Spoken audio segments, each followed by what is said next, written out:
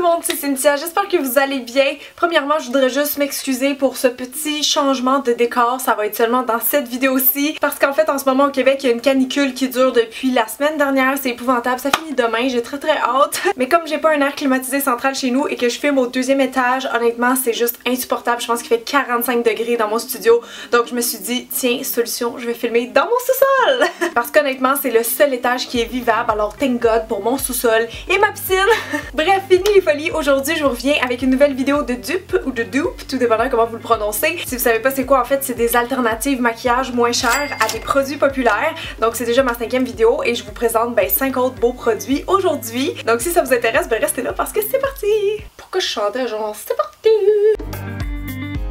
Mon premier produit, vous connaissez sûrement la Naked Heat d'Urban Decay, cette belle palette qui ont sorti je crois l'été passé ou l'autre d'avant. Ah, je sais plus. En tout cas, moi je m'en sers tellement souvent, honnêtement, c'est une de mes préférées là, dans toutes les palettes Naked d'Urban Decay. Celle-là, elle a beaucoup de tons rouge, orangé à l'intérieur. Je sais qu'elle avait fait vraiment fureur, puis c'est ça, moi je m'en sers très souvent. Mais j'ai trouvé une alternative à cette belle palette, super bien pigmentée, longue tenue, crémeuse, tout ce qu'on aime. Attention, et là, je vous dis, c'est un dupe parfait. Je suis tellement fière d'avoir trouvé cette palette-là. Tada! C'est la palette Magnifies Spice Edition de Rimmel. Ils ont fait plusieurs petites palettes comme ça. Ça, c'est la version donc Spice. Honnêtement, là, c'est du copier-coller. J'en reviens même pas, on dirait qu'une marque a le droit de copier à ce point une autre. Parce que là, on n'est pas dans l'inspiration, là. C'est les mêmes couleurs. Je vais juste enlever le petit applicateur ici, puis je vais vous les montrer côte à côte. Attention, c'est capoté. Genre, allô?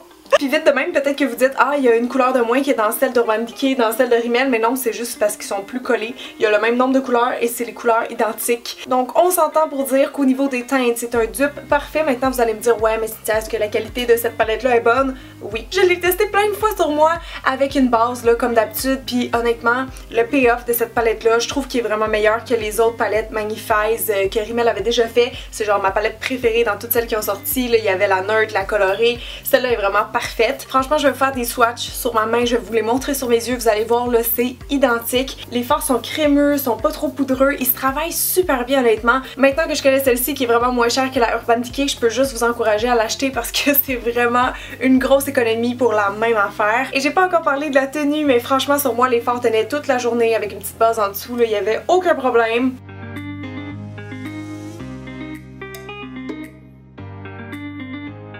Donc maintenant c'est l'heure de vous dévoiler les prix des deux palettes. Je vais aussi vous dire les quantités parce que des fois ça peut jouer un petit peu, peser en fait dans la balance. La palette Magnifies de Rimmel, elle est 14,16 grammes et celle d'Urban Decay c'est 12 fois 1,3 grammes. Est-ce qu'on est bon en maths? Attendez. Bon, si je calcule vite c'est pas pareil, mais honnêtement c'est pas comme si vous aviez genre 7 grammes dans celle-là puis 14 dans elle, on s'entend. Moi je trouve que ça vaut quand même la peine parce que la Naked Heat elle est 66$ chez Sephora, tandis que la Magnifies de Rimmel elle se trouve à 12$ en pharmacie. Une sorte d'eyeliner que j'aime beaucoup utiliser pour leur précision, c'est ceux qui ont une pointe pinceau. Ils sont quand même assez rares à trouver, de moins en moins maintenant, mais c'est toujours des marques assez dispendieuses qui en font. Donc moi ici j'ai le Stila, le Stay All Day Waterproof Liquid Eyeliner et c'est le Micro Tip là, mais ça n'a pas d'importance.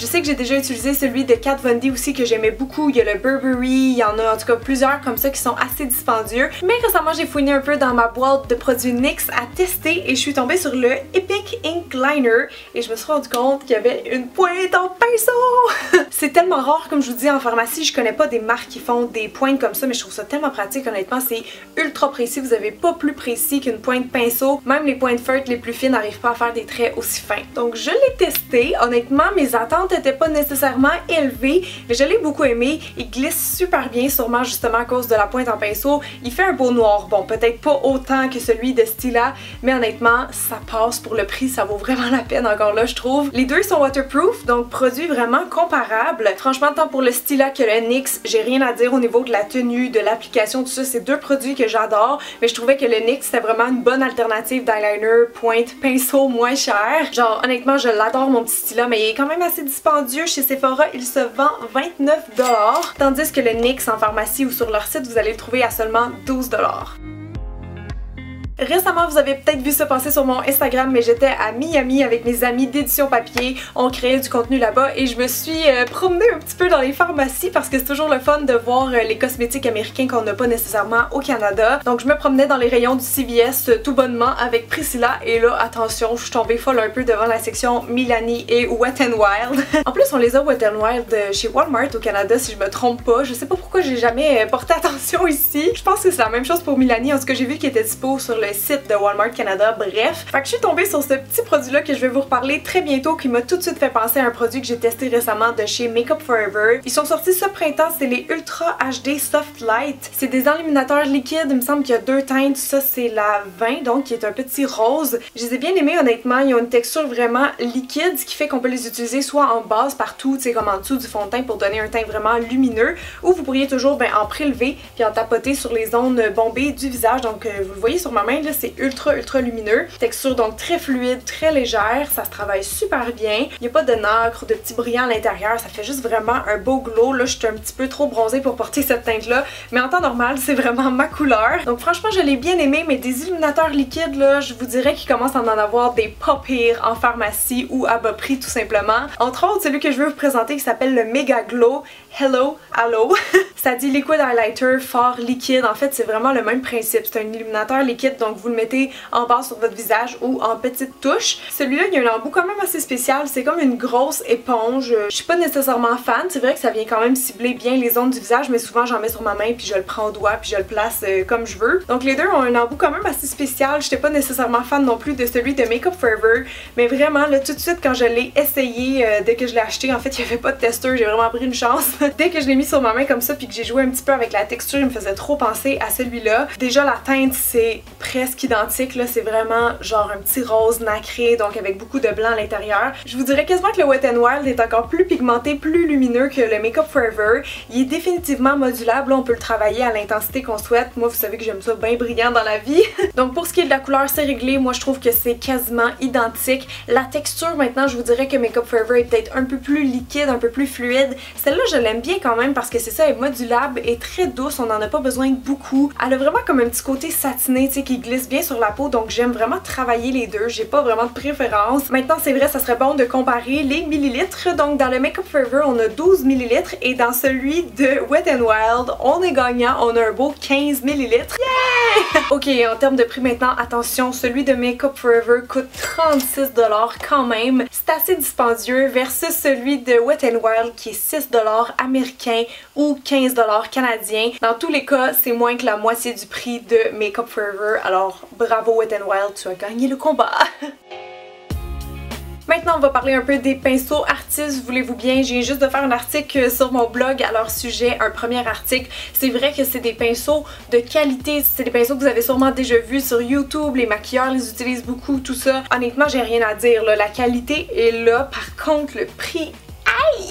C'est sûr que c'est pas tout le monde qui est capable de s'offrir ça et je comprends totalement. Ça reste, comme je dis, des pinceaux de qualité, ils perdent pas leurs poils, sont méga doux, ils travaillent super bien les fards sur le visage. Moi j'aime beaucoup justement ceux qui sont circulaires comme ça. Ça c'en est deux des ovales dans la collection Elite avec le Mirror Finish, ça fait très classe. Mais je dois vous dire qu'avant d'avoir testé ces fameux pinceaux artistes là, moi je connaissais déjà ceux de la marque Looky Brush qui sont créés en fait par LR Cosmetics qui est une marque québécoise, donc ils sont vendus en pharmacie, je crois chez Uniprix et à quelques autres endroits et en ligne.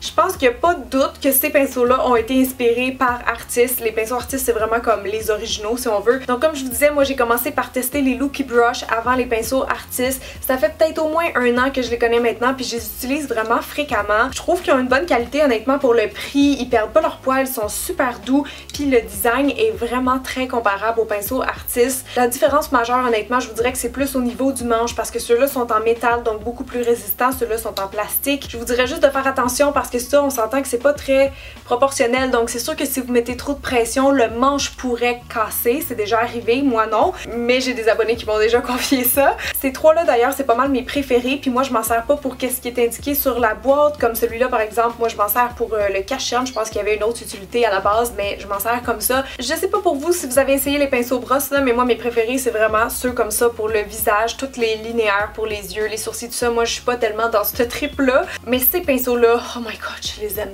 tellement. C'est parce qu'ils estompent tellement vite. Il n'y a rien au monde que je connais qui estompe plus vite que ça. Sérieusement, le petit cachon en dessous des yeux, là, c'est un pur moment de détente à chaque matin.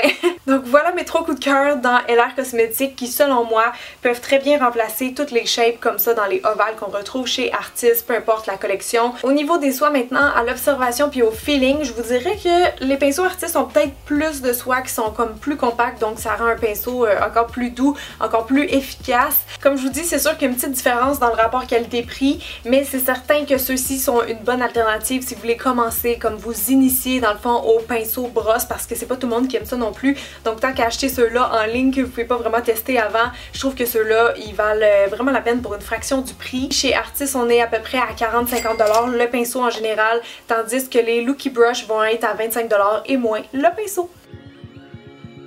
Je sais pas si vous connaissez mon amour pour les ombres liquides Glitter and Glow de Stila.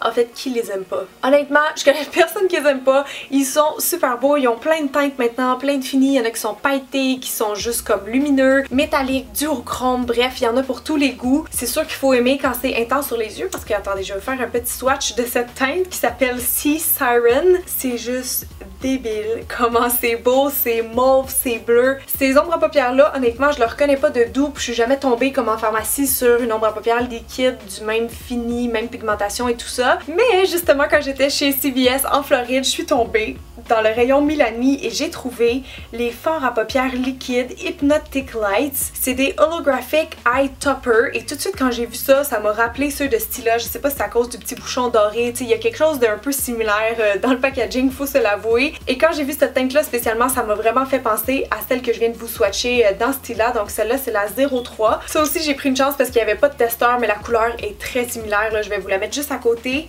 Je pense que c'est fortement inspiré le produit mais aussi les teintes en général. Comparé au Sea Siren, on dirait qu'il y a peut-être un peu plus de rose dans celui de Milani, mais ça fait vraiment comme un shift mauve, rose, bleu. Donc pour moi c'est vraiment des couleurs très similaires, très proches en termes de teinte. J'en ai aussi acheté une autre que je trouvais qui avait l'air trop belle. J'ai pas l'équivalent de Stila mais je suis sûre qu'il existe. Honnêtement ça me rappelait trop ça. Celle-là en fait c'est la teinte numéro 1, lumière éclatante, vraiment une belle nuance. Là, je vais vous la swatcher juste à côté. C'est comme une espèce de... je sais même pas comment le décrire. Il y a plein de couleurs là-dedans mais il y a comme du champagne, du pêche, même un petit peu de vert pomme. C'est super beau. Si je compare vraiment les deux, je vous dirais que la texture est similaire. C'est comme une espèce de gel. En fait c'est vraiment liquide. L'embout pour appliquer pour les deux c'est vraiment la même chose. C'est la même longueur, la même forme d'éponge qui est un peu curvée vers l'intérieur. Je vous dirais que les Milani sont peut-être un peu plus difficiles selon moi à travailler que les Stila qui s'appliquent en général comme un charme. Surtout que ceux de Milani sont décrits comme des eye toppers. Donc en théorie ça c'est des fards liquides qu'on viendrait tapoter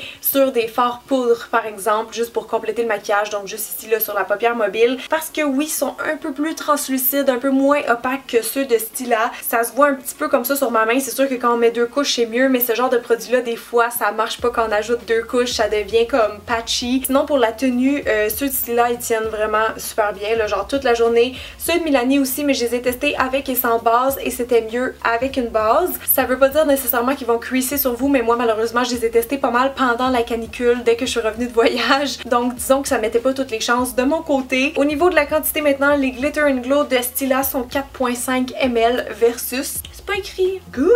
En tout cas je viens de voir qu'ils sont toutes sold out sur le site, alors ça doit être un très bon signe. Haha! Je viens de convertir 0.18 onces en grammes et ça donne 5 grammes. Donc on a plus de produits dans la version pharmacie. Je sais pas pourquoi on dirait que c'est tout le temps comme ça, mais c'est une excellente nouvelle. Et si tout ça c'était pas encore assez pour vous convaincre, maintenant laissez-moi vous dévoiler les prix. Les Glitter and Glow de Stila se détaillent à 31$ canadiens, tandis que les Hypnotic Lights de Milani se vendent à seulement 11$.